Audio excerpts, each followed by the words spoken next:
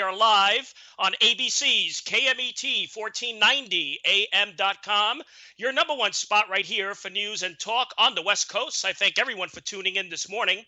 On the telephone line, I welcome to the program a veteran former Major League Baseball pitcher who played for the Kansas City Royals, Boston Red Sox, the Angels, Baltimore Orioles, and the Seattle Mariners. We welcome in Dick Drago. Dick, Brian C., thanks for being on the program. My pleasure. So, Dick, you had a solid 13-year career in pro baseball spanning 3 decades. I mean, playing with and against some of the very best in the history of the sport. As that young Dick Drago from Woodward High, did you ever envision that one day you would be competing at the major league level? I always believed it. I believed it from the time I was 10 or 11 that was what I wanted to do. I don't know whether there was anything else. It seemed like it was just something that I felt that I could do, even at an early age. Now, baseball was your first sport, or you played other sports in high school? Well, baseball was my mainly. I didn't do a whole lot. I played a little basketball. We had a bowling team back then, and I actually was on a bowling team too. So you built up your right arm, huh? Oh yeah, it was good for it. So what made you initially become a pitcher? I mean, were you a good hitter when you were younger? Oh yeah, most of the best players in Little League were pitchers. If you talk to most of these major league players, most of us major league players, we all were pitchers. Dave Winfield, all these guys were pitchers because they were the best athletes. So it just so happened I could throw. I played catch, and I could throw the ball very well, and wasn't something that I was going for. Because my dad took me down for the tryouts the first time, and I wasn't even quite 10 yet. And the coach of the team, and my dad asked him I wanted to try out, and he looked at me. I was a scrawny little kid, and said, "Okay." Sent me out to right field because he figured that's where I wouldn't get hurt. And my dad was watching all the kids play catch, and he went up to the coach. He says, "My son can throw better than all of them right now." And the coach looked at him like, "Oh yeah, it's because it's your kid." He says, "Okay, we'll give him a shot." He says, go out on the mound and throw batting practice, and from there on in, I was a pitcher as well.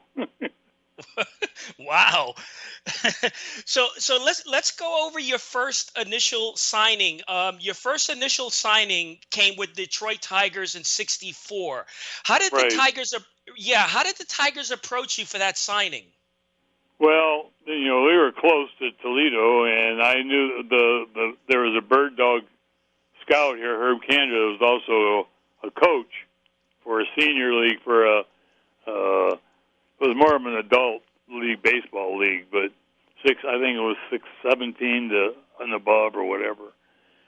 But he had older gentlemen, even actually guys that were 25 and 30 that played on this team, but he was a scout. And back then, they would scout you in high school, but he saw me close up all the time, and there were 4 or 5 other teams that came and scouted me and actually came to the house because there was no draft yet, and draft hadn't happened until the next year. So they just came to your house and talked to your parents at the dining room table and made a proposal of a contract and asked if you wanted it, and you decided who you wanted to go to. And actually, a couple of teams offered more money, but I was such a diehard Tiger fan. I wanted to play for the Tigers. That's all I ever wanted to do from the time I was little. And I told my dad, I said, I know they offered me a little more, but I want to play for the Tigers. So that's how I ended up signing with them. All right, so we're chatting with Dick Drago this morning, one of the original players selected by the Kansas City Royals. And I say original because, Dick, you were there with Kansas City in '69, the team's very first year in baseball. When you first played for Kansas City, how was your relationship with manager Joe Gordon? Joe was great. I mean, he was really great. I mean, he was a Hall of Fame ball player, and he knew the game, and he was a good guy. He was really good to have as a first-year manager. And for 68, for a rookie, you know. Oh, absolutely. And then 68, that was the expansion draft. You're selected by Kansas City. Can you give us a little feel of how that took place? Well, you know, I had played with the Tigers for 4 years, and it just moved up through the organization, A-ball, AA, AAA. Had won 15 games in A-ball, 15 games in AA, 15 games in AAA in 68.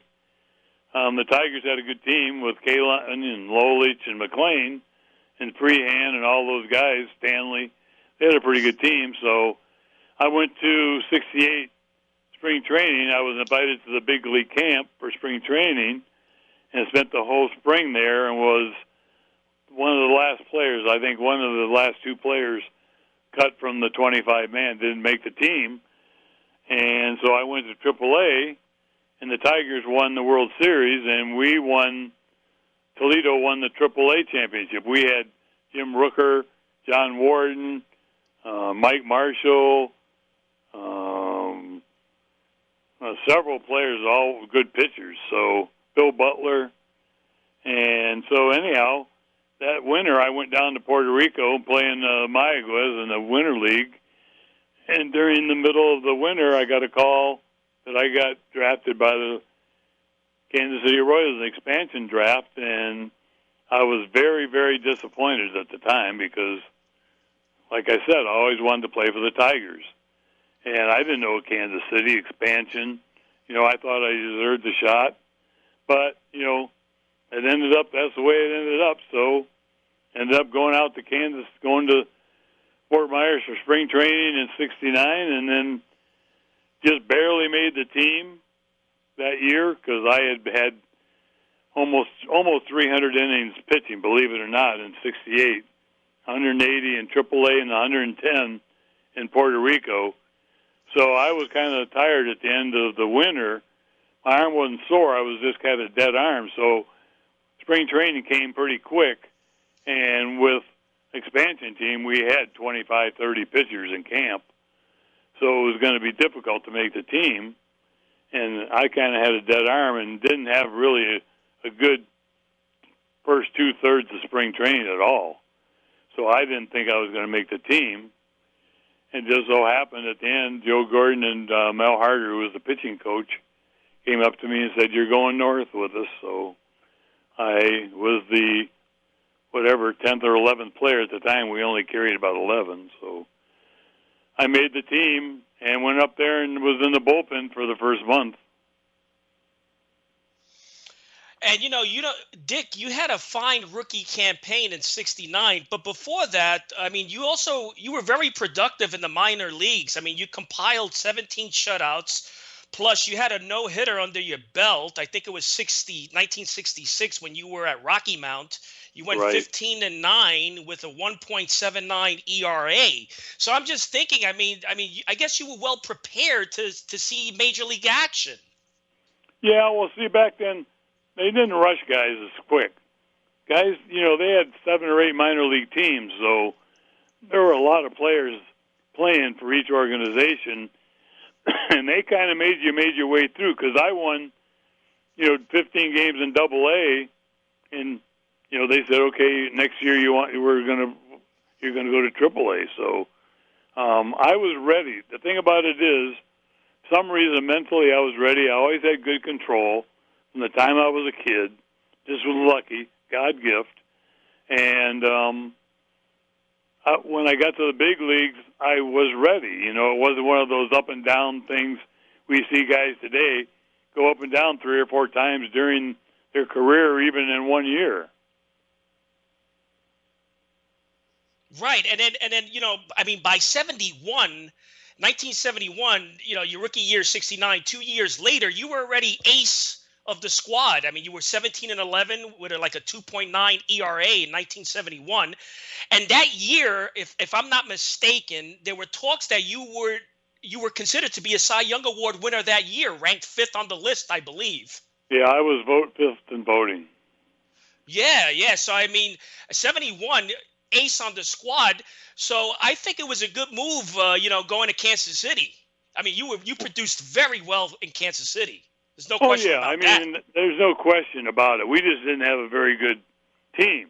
We didn't have a good hitting team. And for the first, really, 3 years, third year, we started getting players. We got Amos Otis and Patek and Cookie Rojas and Mayberry had come in. And so we had a good, and Lou Piniella played left.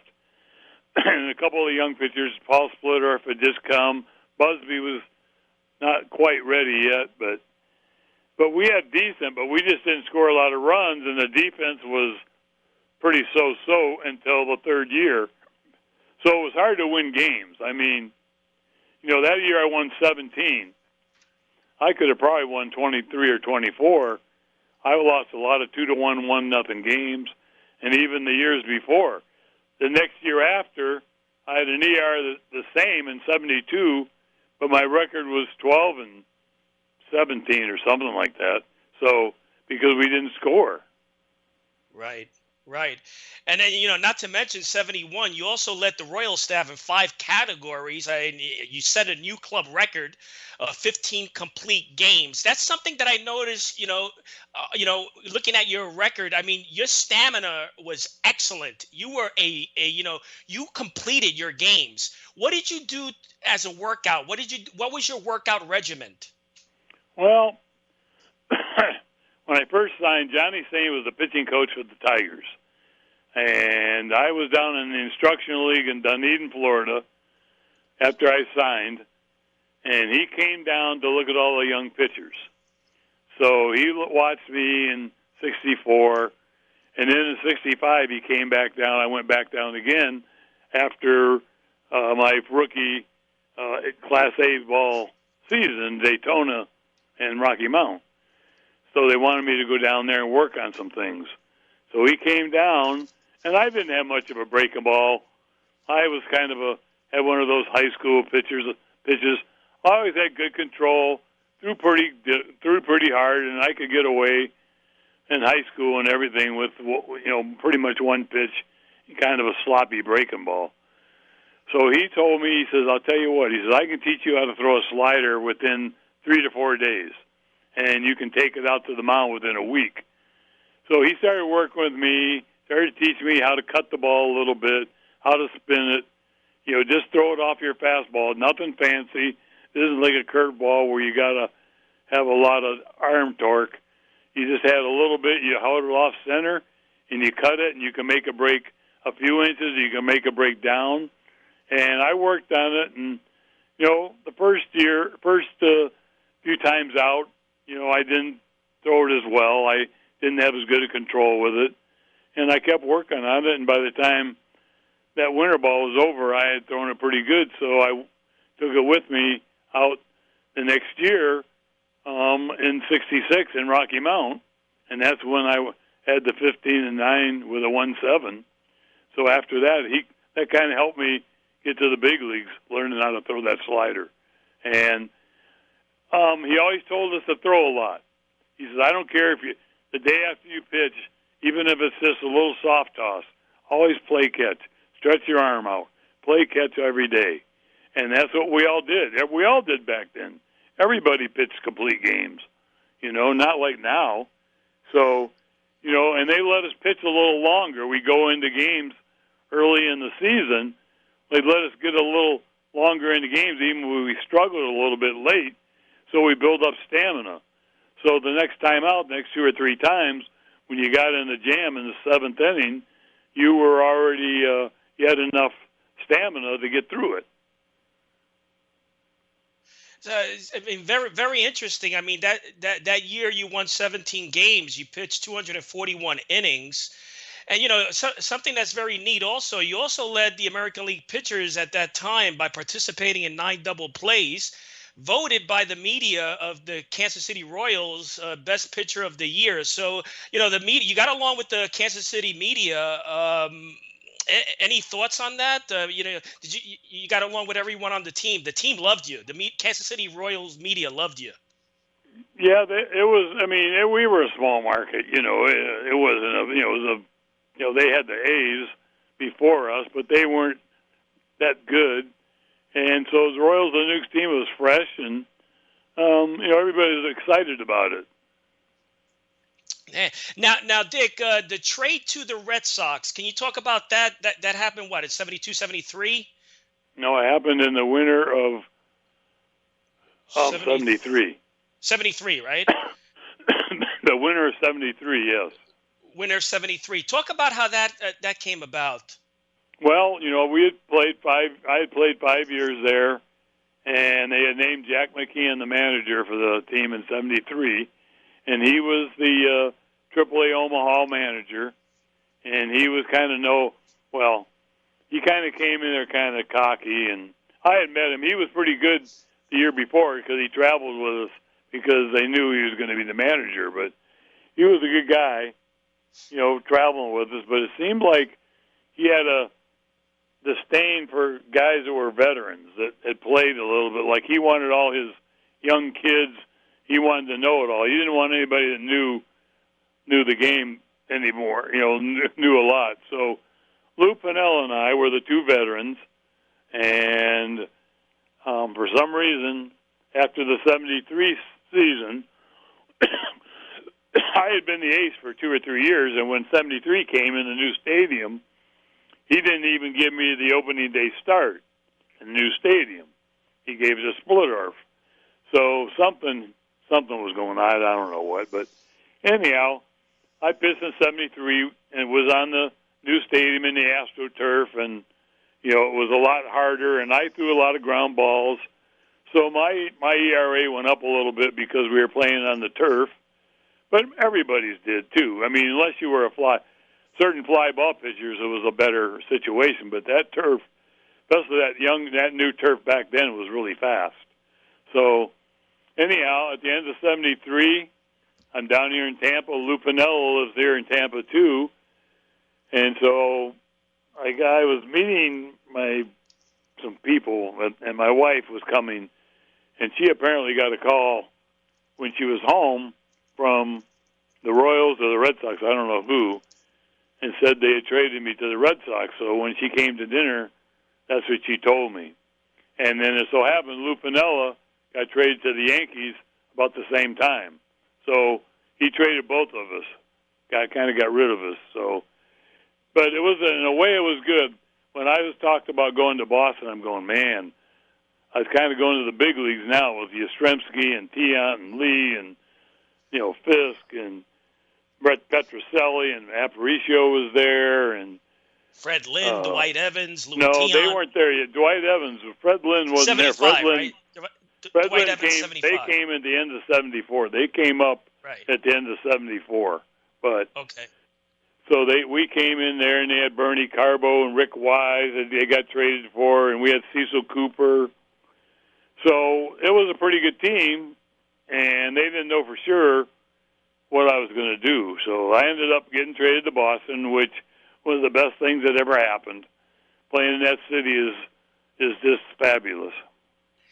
And, that trade, Dick, to Red Sox, I mean, in 75, it got you to the World Series there. How was it experiencing that World Series? Well, it was the one and only for me, so it was certainly a great time. I mean, there's nothing like it. Nobody can tell you anything like being in that atmosphere. The playoffs are tough.